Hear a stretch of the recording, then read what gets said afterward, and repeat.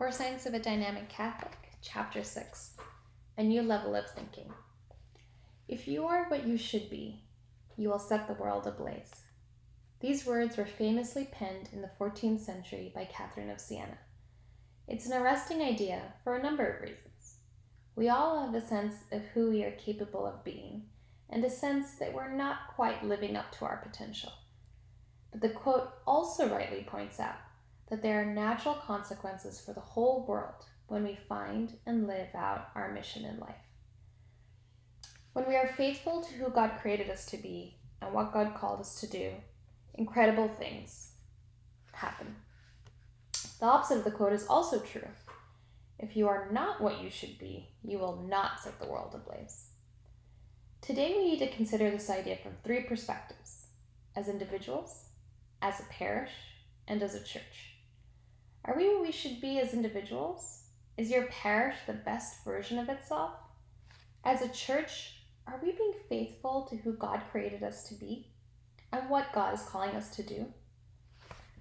If we give these questions any real thought, I believe we come to the conclusion that on all three levels, as individuals, as a parish, and as a church, we are not quite who we should be. This conclusion is reached because the evidence suggests that we are not setting the world ablaze. During the early days of the Civil Rights Movement, James Weldon Johnson wrote, "We need to hold a mirror up to this country." In the same way, I believe we need to hold a mirror up to our lives, parishes, and our church. We cannot be who we should be or do what we are called to do if we do not have regular moments of honest self-examination. We need to see ourselves in the mirror, the beauty and the warts. The way forward to a vibrant and relevant future requires a rigorous honesty about our strengths and weaknesses, and a willingness to change and grow. The starting point of a rigorous self-examination is an assessment of where we are today. I have dedicated much of my adult life to encouraging people to embrace the genius of Catholicism, and I intend to continue to do so. Some days I'm sure I'm making a difference, but on other days I get terribly discouraged. You see, in the quiet moments when I'm alone with my thoughts, I am deeply troubled about the state of the church. The tide on Catholicism is going out. More than 30 million Americans now consider themselves former Catholics. That's 10% of the US population, more than the entire population of 20 of the 50 states, or more than the entire population of Canada. Former Catholic is now the second largest religion affiliation in this country, after Catholic. Young adults are abandoning the church at an alarming rate. Of those who remain, the largest challenges are disengagement and the indifference it breeds. More than 70% of American Catholics don't attend church on Sunday. Only 17% attend every Sunday. Engagement among those who do come to church is marginal at best. Young people in particular are leaving the church at a frightening pace, and they are not returning later in life. Among young adults between ages of 20 and 30, less than 15% attend Mass on any given Sunday. We have told ourselves they'll come back when they get married or have children, but they're not coming back. The number of Catholic weddings each year in America has decreased by 60,000 over the past 4 decades, even though the number of Catholics has increased by more than 16 million during the same period. We have closed more than 3,000 parishes in the past 20 years. We have closed a Catholic school in the United States every 4 days for 20 years. Vocations are rising, but are still insufficient. 10 short years from now, as many as 50% of American parishes will not have a resident priest. Many parishes and whole dioceses are in serious financial trouble. We are failing to speak to the real issues of people's lives. The average Catholic has an elementary understanding of the faith. Many Catholics are ashamed to be Catholic. All of these issues are interrelated. Any other organization would be alarmed, and yet business as usual seems to be our attitude. When was the last time you saw a McDonald's restaurant close? How would the company respond if it had to close 3,000 of its locations? More disturbing still is that much of our planning on both a national and diocesan level is focused on dealing with the challenges of a shrinking church in the coming decades. The idea that this exodus will continue seems to have been accepted by much of our leadership, as if there's nothing we can do about it, as if it's fait accompli. Are you okay with that? I'm not. I would like to see something done to stem and then turn the tide. Besides, isn't the idea of a smaller church in direct conflict with our mission? If you're wondering what will happen if we continue on our present course, just look across the Atlantic Ocean. In Europe, the situation is even worse. And here we find a prophecy of what we can expect if we do not respond differently than they did to the signs we are now discussing. Christianity in Europe, and Catholicism in particular, is being marginalized by secularism and socialism at an ever-increasing pace. Church attendance in many countries is half of what we are describing as a crisis in America today. Germany has 12% Sunday Mass attendance, Italy has 11%, France 4%, and the Scandinavian countries around 1%. In Iceland, the Catholic Church is imploding. England is among the bright lights of the Catholic world in Western Europe at this time. Catholicism is once again the dominant religion of the land for the first time since Henry VIII and the Reformation, which propelled the splintering of Christianity. In my own homeland, Australia, secularism is taking its toll on Catholics in the same way it has in most advanced nations. Too many people seem bored, fed up, and disinterested with all things spiritual, particularly organized religion, and especially the Catholic Church. There is a Chinese proverb that says, if we don't change our direction, we're likely to end up where we are headed. It is time to consider this. The way forward. What's the problem? To put it in its most simple terms, what we are doing is not working. Tens of millions of American Catholics have left the church. Millions more are leaving each year, and among those who remain, the level of disengagement is staggeringly high. Research conducted by the Dynamic Catholic Institute and other organizations suggests that the reason for this problem is that the Catholic Church in America is failing to meet people where they are and speak meaningfully about the real issues of concern in their lives. What are those issues? What is it that the people of our times are grappling to understand? For what circumstances are they hungry for practical solutions? Money issues, marriage problems, addictions, the challenge of raising children, unemployment, jobs that are unfulfilling, a yearning to grow spiritually, problems with their manager or colleagues at work. These are the everyday issues that people are dealing with, and the gospel speaks to all of them in one way or the other. Yet, we seem unable to establish the connection between the gospel and the everyday lives of those who fill the pews. Is it not obvious that we are failing to speak meaningfully about the very real issues of people's lives? We need to make the connection between the life and teaching of Jesus Christ and the stuff of the real life in the 21st century. I often ask my audiences what the largest Catholic church is in their city. Some usually St. Mary's or St. Paul's or the cathedral. Then I ask them, is that because it's the biggest church or because the most people attend church there on Sunday? They usually say it's because this parish or that has the most registered parishioners. I then explain that they're probably wrong, and that St. Mary's or St. Paul's or the cathedral is most likely not the largest Catholic church in their area. There's probably a non-denominational church that more Catholics attend every Sunday than the church they identified. More than 50% of the population of these churches are former Catholics, and many of the churches are enormous. Millions of former Catholics flock to these places every Sunday. Why do people go there? The better question is, why are people flocking there with unbridled enthusiasm? If you think it's about the coffee and the stadium seating, you are sorely mistaken. It's because they feel welcome. They experience a sense of community. The message speaks to the real issues of their lives, and they are continually directed in practical ways to grow spiritually. Our non-Catholic Christian brothers and sisters are far superior at meeting people where they are and speaking to the real issues of their lives. And while they remain so, they will continue to win millions of Catholics away from our pews and into their megachurches every year. While none of this is particularly secret, our response has been to ignore their success at speaking to the real issues of people's lives and helping ordinary people to grow spiritually. I cannot tell you how many times I hear Catholic teachers and leaders scoff at their approach, as if our approach is superior, even though it's failing.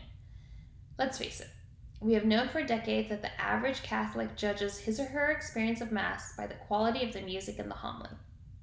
So why haven't we mastered both of these? Would we be compromising ourselves in any way if people came away from church on Sunday truly inspired by the music and the homily? Given that we have known that these are the two things that tend to disengage Catholics in the Mass, why hasn't there been a focused initiative to improve the quality of both? I realize these are not the most important aspects of the Mass, but they are clearly a bridge or an obstacle for most people. Looking down on the disengaged or criticizing them for not being more engaged doesn't cause them to become more engaged. Along these lines, one disturbing trend that I have noticed is that there is more and more talk about the church and less talk about God among those directing the church at every level today, both lay and clerical. It seems often forgotten that people do not exist for the church, but rather the church exists for the people. Is our priority to preserve the institution or to serve the people the institution exists to serve? Is God more concerned with his people or with the institution of the church? Do you know anyone who thinks all is well for the Catholic Church in America? Does anyone think the church is headed unquestionably in a great direction? I don't. So surely we can all agree that our current response to the problem we face as the church has been woefully inadequate. Is the Catholic Church the best version of itself? And of all the things in this world, shouldn't we work at making it so, or at least nudging it in that direction? Is the church a beacon of excellence in the world? I don't know anyone who would say that the Catholic Church is executing its mission in the world today with great effectiveness and efficiency. There are, of course, pockets of excellence and success. Part of a new level of thinking should be more effective systems and processes for identifying and sharing these best practices far and wide. Sharing best practices requires a level of collaboration that is underdeveloped in the Catholic Church, to say the least. Our provincial model does not lend itself naturally to this. One of the reasons we're spending so much time and resource on building world-class programs for the Catholic moments, baptism, First Reconciliation, First Communion, Confirmation, marriage preparation, RCIA, Lent, and Advent at the Dynamic Catholic Institute is because the resources available for these are failing to engage people. One of the first questions we floated as our team began working on these programs was, why have world-class programs not been developed in each of these areas? 1 million Catholics in the United States experience confirmation each year. For example, clearly there's a need for a top-notch program that is highly engaging. So why don't we have one? We can learn a great deal from the answer. Too often, we are more concerned with our practices than we are with the best practices. We take the Frank Sinatra approach and do it my way. As a result, there are 15,000 parishes in the United States today and 15,000 different confirmation programs. Many of them may be good. Some of them may have moments of real genius. And all of them are developed by very well-intentioned people. But not a single one is truly world-class. Here is the key insight that convinced me to launch into the enormous task of developing programs for each of the Catholic moments. No parish in America has enough talent or money to develop the best programs in the world. If we want to do these things right, we need to get together and collaborate to make it happen. We need to seek out the best aspects of everything that is available today and bring the best Catholic minds of our time together if we are to produce something truly extraordinary. And in my personal opinion, we need to find a way to make these resources available to parishes for free or at very little cost once they are developed. There is no point having world-class programs if half the parishes cannot afford to purchase them. We need to develop a hunger for best practices. It is essential to the future of Catholicism that we come to the realization that the thinking that got us here will probably not transform the Church in our time into a dynamic and relevant institution. If the Church is to become vibrant again, it is of vital importance that we begin thinking on a whole new level. Albert Einstein observed, "The significant problems we face cannot be solved with the same level of thinking we were at when we created them." When I say this, I'm not talking about throwing away doctrines or dogmas or even overturning traditions. I realize such words can be easily constructed as such, but rather I'm suggesting that we can operate and communicate much more effectively if we start thinking on a new level. We need a game changer. What would it take to make your parish the church in town that everyone is curious about? What would it take to make your church the one in your area that everyone has to come to at least once just to check it out? Those planning to open a megachurch spend weeks and months thinking about questions like these. They study the area and the demographics, and they target a particular groups, and Catholics are always one of the groups they target. It might be the right question, and it might not, but I think it demonstrates that they are thinking on a completely different level than we are. We need a new level of thinking. The first step towards this new level of thinking is to stop playing defense. I love sports. What sports? Any sports. There's something about sports that captures the essence of life, the struggle that is life, and the quest of the human spirit. I also love Catholicism, though I'm deeply troubled by our current approach. One thing that occurs to me is that I don't know of any sport that you can win by just playing defense, and the Catholic Church has been playing defense for an awfully long time. Most coaches will tell you that the best form of defense is a good offense, but we have been playing defense for decades, for longer than I have been alive. Christianity is by its very nature proactive. Our current passive and defensive position is not Christian. It's time for us to get out of maintenance mode and refocus on our mission. It's time to start playing a little offense. We need a new level of thinking. The old thinking is defensive thinking. Throughout this book, we've explored a number of key concepts: continuous improvement, incremental spirituality, continuous learning, best practices, game changers, personal transformations. I can do that. Intentionality, engagement and disengagement, meeting people where they are, win, build, send. You get what you measure, the 80-20 principle, and the 4 signs, to name just a few. These key concepts represent a new level of thinking. They are largely missing from our current approach, and that needs to change. Start thinking about how well you apply these key concepts in your life. Every time you get involved in your parish in any way, try to apply one of these key concepts. I've spent the past 20 years traveling the world. I have visited and served Catholic parishes in more than 50 countries, and in the United States, I have visited more than 2,000 parishes. Inspiring people to discover the genius of Catholicism is one of my passions.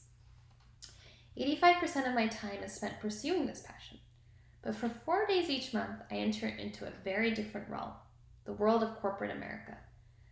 On these days, I work with some of the most admired companies in the world. I spend 15% of my time making a living as a business consultant. My job? To help a company's people attain peak performance personally and professionally, and to find game changers for their business. What is a game changer? It's an idea, a strategy, a product, or service, a process or person that can create a breakthrough and take an organization to the next level. Michael Jordan was a game changer for the Chicago Bulls. The iPod did it for Apple. Pixar digital animation process did it for Disney. Tiger Woods was a game changer for golf. Lean manufacturing did it for the American auto industry. The idea that flying could be fun did it for Southwest Airlines. Breakfast did it for McDonald's. Cell phones and the internet were game changers for the whole world. The thing about game changers is that in hindsight, they can seem ridiculously obvious and simple. When most people go looking for a game changer, they usually spend their time and energy looking for that enormous idea that will change everything. But the reality is, more game changers are small and simple. It is the simplicity of a game changer that makes implementation and broad adoption possible. The Catholic Church in America needs a game changer. This implicitly means that most Catholics also need a game changer for their individual spirituality. I hope the 4 signs will be that game changer.